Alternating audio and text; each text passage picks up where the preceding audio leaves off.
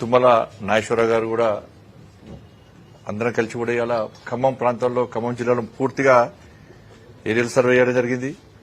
దాంతోపాటు కింద కూడా క్షేత్రస్థాయిలో కూడా శ్రీ శివరాజ్ సింగ్ చౌహాన్ గారు ప్రత్యేకంగా రైతులను కలవడము, రైతులతో ఇంటరాక్షన్ ప్రోగ్రామ్, ఫోటో ఎగ్జిబిషన్ కానీ ఇవన్నీ కూడా రైతులతో స్వయంగా వెళ్లి పొలాలకు వెళ్లి క్షేత్రస్థాయిలో పరిశీలించడం జరిగింది.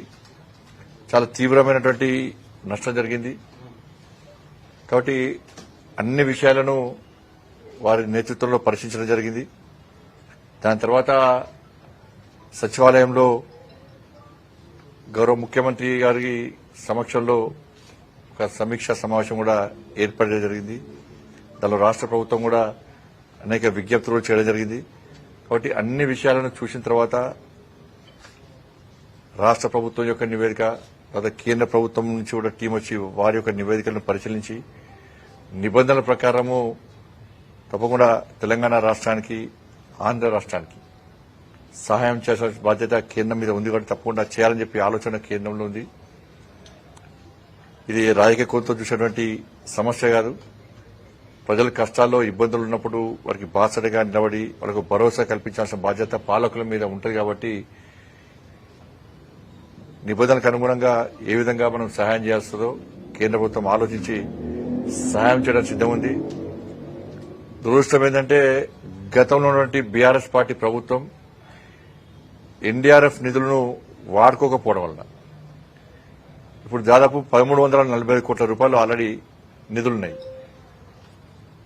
100% నిధులు వాడుకుంటేనే తిరిగి నిధులు కేంద్ర ప్రభుత్వం కేటాయించే అవకాశం ఉంటుంది. కానీ గత ప్రభుత్వం నిధులు వాడుకోకపోవడం వలన దానికి ఖర్చు చేయడం కొంచెం చిన్న చిన్న ఇబ్బందులు వస్తున్నాయి. ఆ విషయాన్ని కూడా తెలంగాణ రాష్ట్ర ప్రభుత్వం శివరాజ్ గారి దృష్టికి తీసుకురావడం జరిగింది.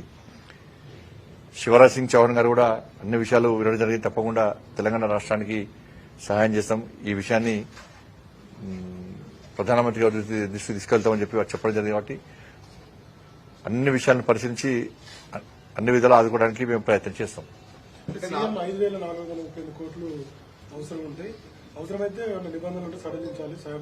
అదే ఈ ఎన్డీఆర్ఎఫ్ విషయంలో సడలించాలని చెప్పన్నారు. రాష్ట్ర ప్రభుత్వ నివేదిక అందింది.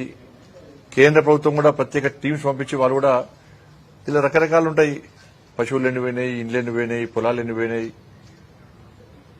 అన్ని రకరకాలుగా నిబంధనలు ఉంటాయి. కాబట్టి దానికి అనుగుణంగా సెంట్రల్ టీం కూడా వచ్చి వాళ్ళు కూడా ఒక నివేదిక తయారు చేస్తారు. 2 నివేదికలు పరిశీలించి తప్పకుండా సహాయం చేయడానికి కేంద్ర ప్రభుత్వం ముందుకు వస్తుంది, చేస్తాం కూడా.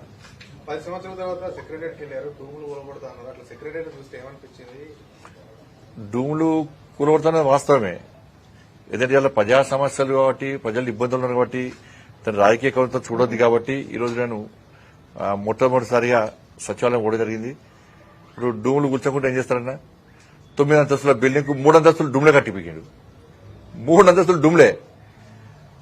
దానిలా సరే అప్పుడు కేసీఆర్ మంచిగా జల్సాగా బతుకుతాడు కాబట్టి పెద్ద రూమ్ కట్టించుకున్నాడు. కానీ దానిలో పనిచేసేటువంటి ఆ ఏఎస్ ఆఫీసర్లు ఉంటారు, వాళ్ళ రూమ్ చూడండి.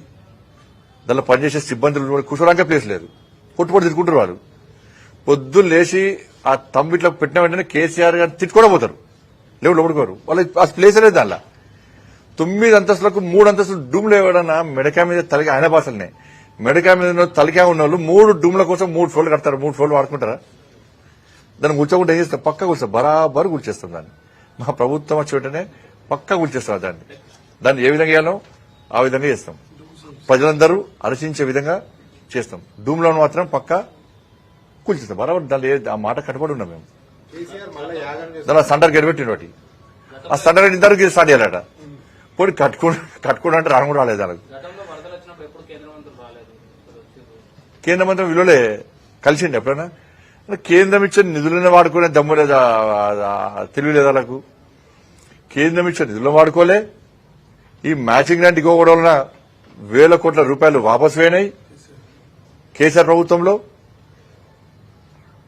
ఇలా బతుకుగట్లయిపోయా పరిస్థితి. ఏం యాగలే, నవగ్రహ యాగం, దశగ్రహ యాగం చేయాలి. ఈయననే దశమగ్రహం, ఇంకో గ్రహం ఈయననే. ఆ గ్రహాలను నవ్వుకుంటున్నాయట మేము పూజ చేసుకుంటామా అనుకుంటున్నాయట. ఏమవసరం చెప్పే, నువ్వు ముఖ్యమంత్రి అవుతావి, నీ పూజలు ఏమవసరం? ఏదో చూసాను అది రీఎంట్రీ అట. తెలంగాణ రాష్ట్ర ప్రజలు నీకు నో ఎంట్రీ బోర్డు పెట్టిరు ఆల్రెడీ, పొలిటికల్ గా నో ఎంట్రీ బోర్డు పెట్టి మళ్ళీ రీఎంట్రీ ఎక్కడ నీకు? ఇంకా ఇప్పుడు నువ్వు ముఖ్యమంత్రి అవుతావి, నీ కొడుకుని మంత్రి చేస్తేవి, నీ బిడ్డని ఎంపీ చేస్తేవి, ఎమ్మెల్సీ చేస్తేవి, అల్లుడిని మంత్రి చేస్తేవి, ఇంకైనా సంతోష్ రావు గారు ఆయనను రాజ్యసభ ఎంపీ చేస్తేవి, ఇంకేం కావాలి? ఇక నువ్వే బతకాలి అని కుటుంబమే పొట్టుబడి సంపాదించుకోవాలి. ఏసీగా ఏదో ఒడ్డుబడ్డ చేపట్ల గిలగిలా కొట్టుకుంటాడు, బయటకు వెళ్తున్నాడు. ఏం యాగం చేస్తావు చెప్పు నాకు. నువ్వు ఇలా యాగము ఇలా తెలంగాణ రాష్ట్ర ప్రజలు వరదలతో ఇబ్బంది పడుతున్నారు. అతి భారీ వర్షాలు పడడం వలన కొన్ని ప్రాంతాల్లో ఆస్తులు వేనాయి, బ్రిడ్జులు కూలినాయి, పొలాలు వేనాయి, పోల్స్ వేనాయి, రైల్వే ట్రాక్లు వేనాయి, మొత్తం ఎక్కడికక్కడ కూలిపోయినాయి. నువ్వు నీ యాగం చేసేటప్పుడు దీని నుంచి ప్రజలను కాపాడాలి, ప్రజలు సుఖ సంతోషాలతో ఉండాలి, ఈ కష్టాల బారి నుంచి బయటికి రావాలి, ఇటువంటి ఇబ్బందులు రావద్దని పూజ చేసినావా? గంత మంచి ఆలోచన నీకు వస్తాయి.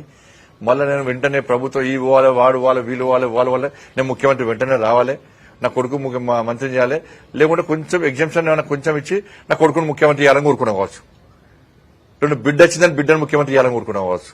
అంతే, నువ్వు చేసే పూజలని గివే, అన్ని గివే దరిద్రపోయే, అన్ని గివే దరిద్రపు ఆలోచనలు. ఎవరికి ఏం కనీసం ఎవరికి ఒక పైసా మందం లాభం జరగని దరిద్రపు ఆలోచనలు వచ్చినట్టనే ఆయనకేస్తాయి. కానీ ఎందుకు చేసిన పూజలు? నవగ్రహాలు కాదు, తెలంగాణలో దశగ్రహాలు ఉండే, ఓ గ్రహం వీకింది, కానీ మళ్ళీ సడేసిన పూజలు ఇక మళ్ళీ నమ్మిస్తారు అందరినీ. ఇక మళ్ళీ అది ఉందో మళ్ళీ నాకు మళ్ళీ ఇప్పుడు ఏమొచ్చిందంటే ఎమ్మెల్యేలు అందరూ అటు ఇటు వీక్తురు కదా, కొంతమంది పూజలు చేస్తారట, వాళ్ళు ఇచ్చినవి బోకే ముట్టద్దట, వాళ్ళు ఇచ్చిన భోజనం పెడితే అటే మొత్తం వాళ్ళు ఏం చెప్తా తింటారట. అయితే ఎమ్మెల్యేలు అటు ఇటు వీక్తురా కొంతమంది, పోకుండా ఎమ్మెల్యేలు ఈయన చెప్పిన దానికే వినాలే, నేను చెప్పిన మాటను నన్ను ఇచ్చిపెట్టి పోవద్దని నన్ను పూజలు చేస్తున్నావు. అది కూడా అవచ్చు. తెల్లారైతే టెన్షన్ ఎవరికి? వశీకరణ పూజ అవచ్చు. తెల్లారైతే టెన్షన్ ఏమున్నది? ఆ గంప కింద గమ్మిండి రోజు కూడా వీక్తాడు. ఈ మధ్య వదలేరు, ఎందుకంటే బీఆర్ఎస్ కాంగ్రెస్ ఒకటే కదా. ఈ కాంగ్రెస్ పార్టీలో బీఆర్ఎస్ విలీనం ఎత్తుందని చెప్పి వాళ్ళు ఎమ్మెల్యేలు అనుకుంటారు కాబట్టి ఇక గంప కింద అట్లా ఉండరు, పోతలేరు. కాబట్టి ఎమ్మెల్యేలు నేను చెప్పినట్టు వినాలి, నన్ను ఇచ్చిపెట్టి పోవద్దని ఇట్లా పూజలు చేస్తుండవచ్చు, అట్లా ఉండవచ్చు. అంత వేరే ఏం ఈ అన్న మంచి గురించి పూజలు చేసేటువంటి ఆలోచన ఆయనకు ఉండదు. అట్లయితే కేసీఆర్ కాదు ఆయన, అట్లా నిజంగా చేస్తే కేసీఆర్ కాదు ఆయన. ధన్యవాదాలు.